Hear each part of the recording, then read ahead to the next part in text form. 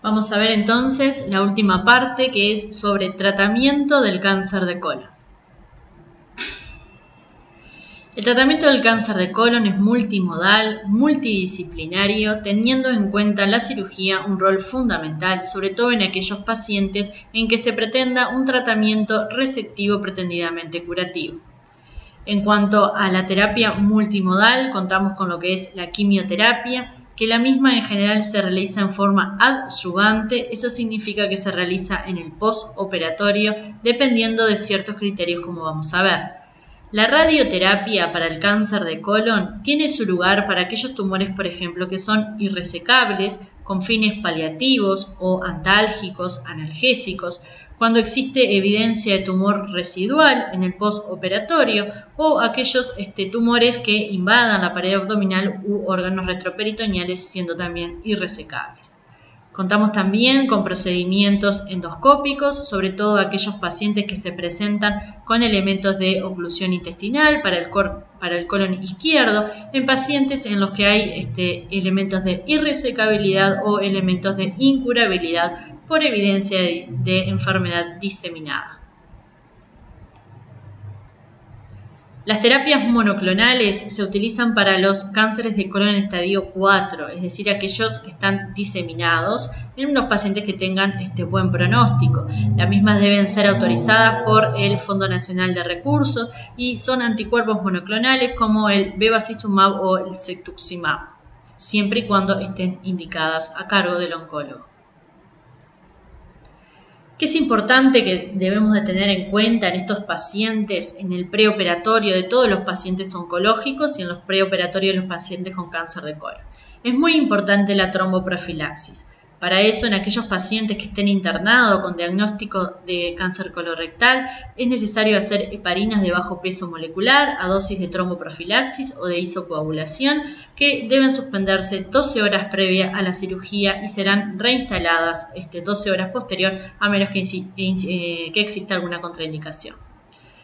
¿Cómo preparamos el colon? El colon se prepara en principio con dieta. La dieta debe ser dieta sin residuos para evitar la oclusión intestinal. Es necesaria una dieta líquida 24 a 48 horas previo a la cirugía. Se realizan antibióticos durante la inducción anestésica y la preparación mecánica depende de la forma de presentación clínica, cómo se presenta el paciente. Si no hay evidencia de complicaciones, en general suele prepararse el colon izquierdo solamente. El tratamiento quirúrgico.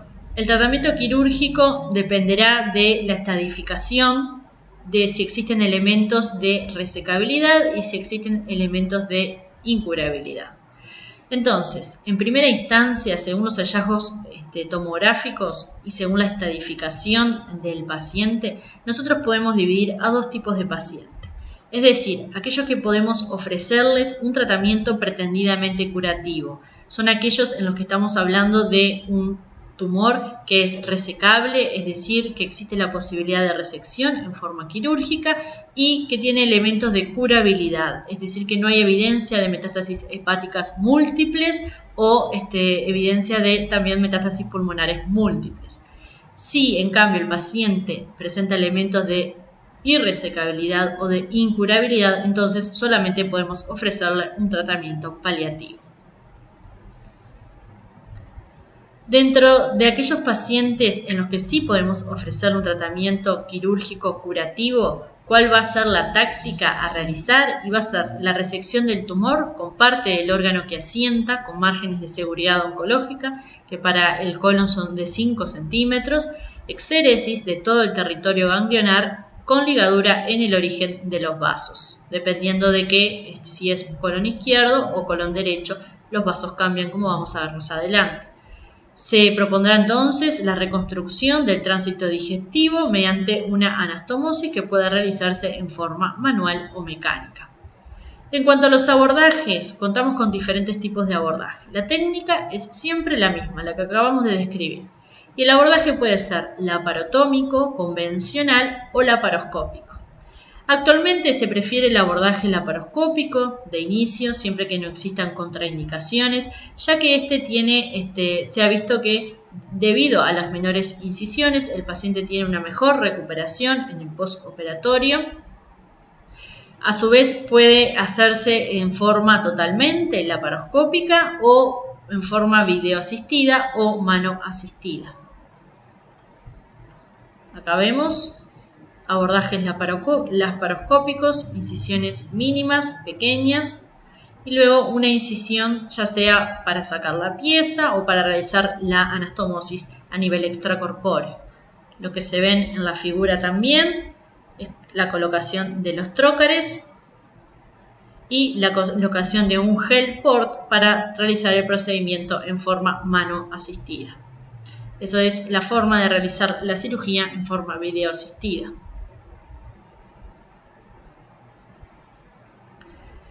Bien, en cuanto a la técnica específica según la localización del tumor. Si el tumor se encuentra a nivel del colon derecho, lo que se realiza es, como muestra la figura, la colectomía derecha clásica con ligadura en el origen de todas las arterias que van a vascularizar el colon derecho, es decir, de la ilio-biseco-apendiculares. Es importante tener en cuenta ese concepto que toda la patología oncológica, la ligadura debe ser en el origen. Entonces dijimos, acá a este nivel, el origen de la ilio-biseco-apendiculares, de la cólica media derecha cuando existe y de la cólica superior derecha. La anastomosis se realiza entonces a nivel iliocólica con el colon transverso. El tratamiento resectivo entonces para el cáncer del ángulo derecho, como muestra la figura, consiste en una colectomía derecha extendida, es decir, hasta la mitad del colon transverso. Eso significa que a veces es necesario ligar la rama derecha de la arteria cólica media. La anastomosis también es iliocólica con el colon transverso. ¿Qué pasa cuando el tumor se encuentra a nivel del colon transverso?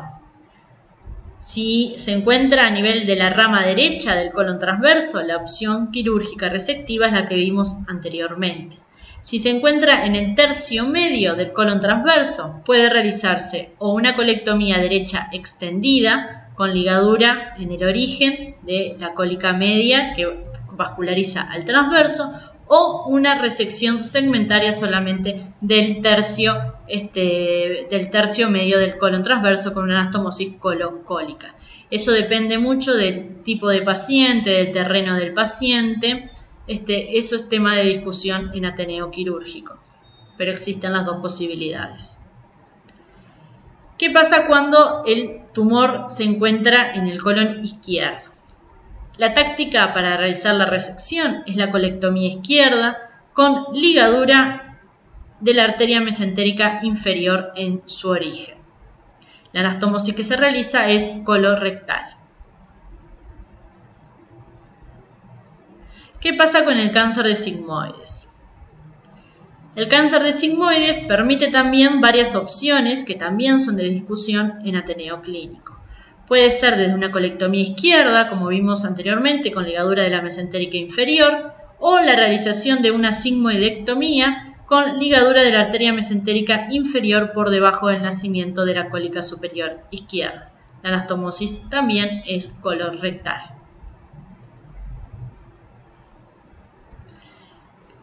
Los casos que hemos visto anteriormente son para las cirugías de coordinación, es decir, aquellos pacientes que no se presentan con tumores complicados. Cuando se presentan con alguna complicación, como puede ser la oclusión o la perforación, cambia el pronóstico.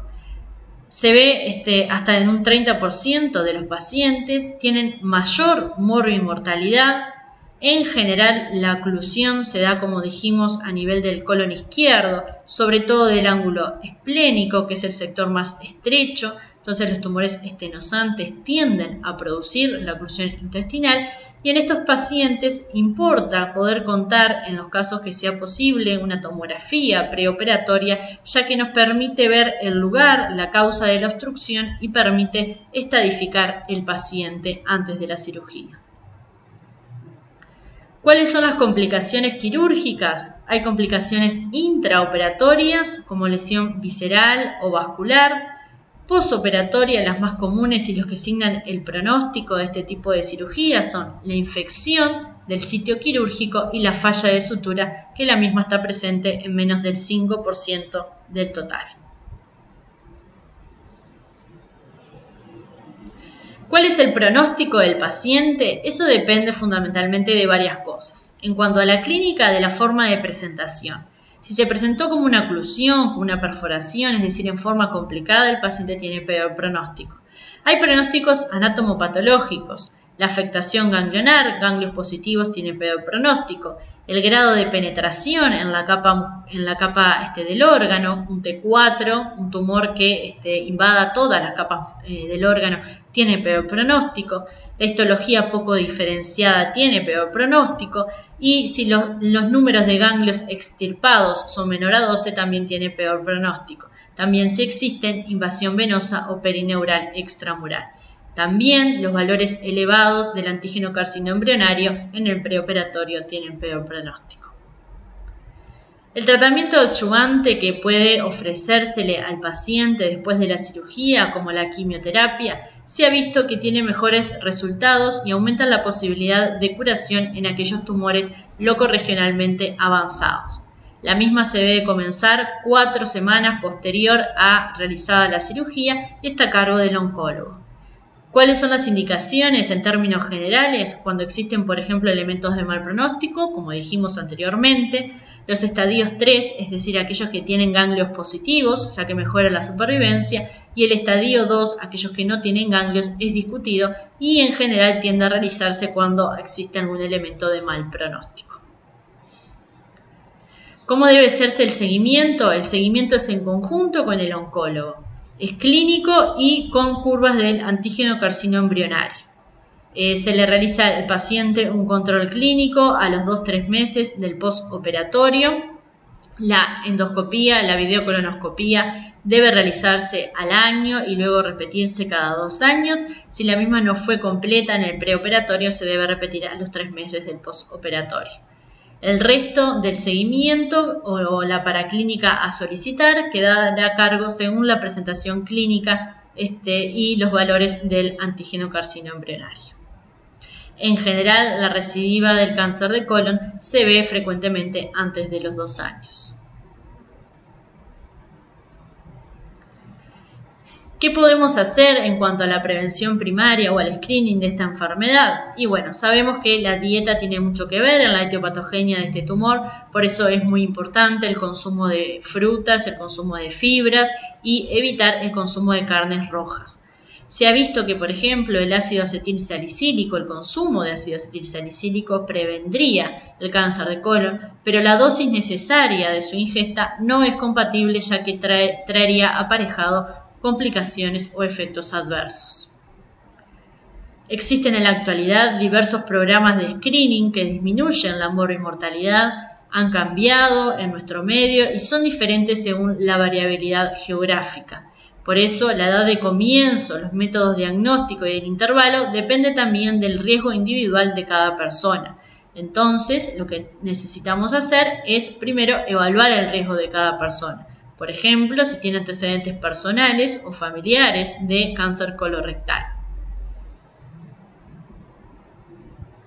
Algo que nos sugieren, por ejemplo, dependiendo si el paciente presenta o no síntomas. Esto es muy importante tener en cuenta. En nuestro medio, actualmente, lo que se sugiere desde el Ministerio de Salud Pública es que toda persona mayor de 50 años cuente con lo que se conoce como PCI, por su sigla, que consiste en la detección de sangre oculta en materia fecal.